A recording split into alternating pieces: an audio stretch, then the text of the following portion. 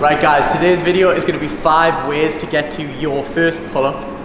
Now, tip number 1 is going to be doing negatives. So we are going to do negative pull-ups by basically taking the concentric, taking the weight up of a pull-up completely out of the equation and just performing the negative of the rep. So you are basically trying to hold yourself at the top of the bar and slowly bring your body down. Essentially what I'm going to do here is I'm going to use the momentum from me jumping up to the top of the bar.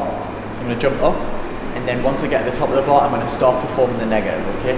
So, bit of a jump up to the top, start at the top. 1, 2, 3, 4. And back down. Go again. 1, 2, 3, 4. Okay. And last one.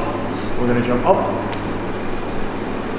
1, 2, 3, 4. Now, what this is going to do and how it's going to benefit you, it is going to give you the tendon and ligament strength, or it's going to at least improve it and improve your lats of getting used to your body weight load without actually making you try to pull your body weight up.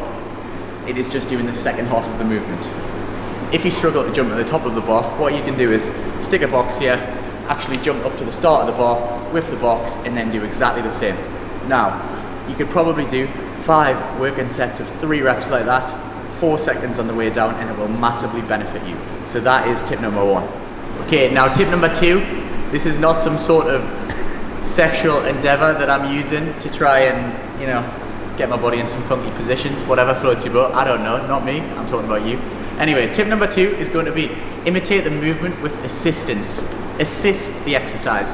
Now, quite a lot of public gyms have those assisted pull-up machines, which are good. We don't have one of them because we are pretty much a functional gym. So we are going to use resistance bands. And to be quite honest, I would say resistance bands are ever so slightly better when performing the movement, because those assisted pad machines will take out your core engagement and not give you, they won't give you a natural flow of the legs, which means it will take your core development out of the exercise, which is very important when performing the pull-up. So anyway, use resistance bands to perform the pull-up. It's going to reduce the load going through your lats, going through your biceps, going through your shoulders, and make the pull-up a hell of a lot easier. So grab the bar, make sure the resistance band doesn't ping you in the face, because I burst my nose doing that before, by just putting your foot around the resistance band, like so. And from there, get exactly the same form, just like a normal pull-up. Pulling up, back down. Pulling up, back down. You get the idea.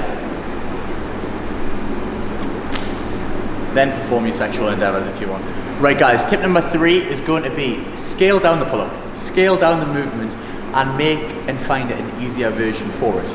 So we are going to use the Australian row to do so. Now, this is essentially in between a pull-up and in between a bodyweight row. But if you look, it imitates the movement very, very well. And as you get stronger, you should move the bar lower. And obviously, if you find this a little bit too difficult, you can obviously start a little bit higher. But it looks exactly the same as a pull-up. So grab the bar in your pull-up grip. If you were to do a pull-up, walk under the bar, try and tense your glutes.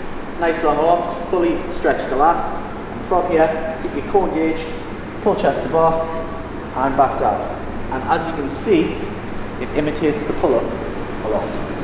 Okay, so this is just a scaled down version, and you can perform 4, 5, however many sets you want, until you start improving your lat, your back, your rhomboid, your shoulder, your bicep strength, and eventually these should assist you to do a full pull-up. Right guys, tip 4 and tip 5 are very, very similar. You've got to develop 2 muscle groups, okay? You're going to have to develop your lats. So tip number 4 is develop your back and lat strength to help you perform the pull-up, okay? You can do this with a massive variety of back exercises and lat-based exercises to help you do so, okay? But if you can start developing your lat strength, then it's going to massively assist you to have the explosive power to pull your chest at the top of the pull-up bar.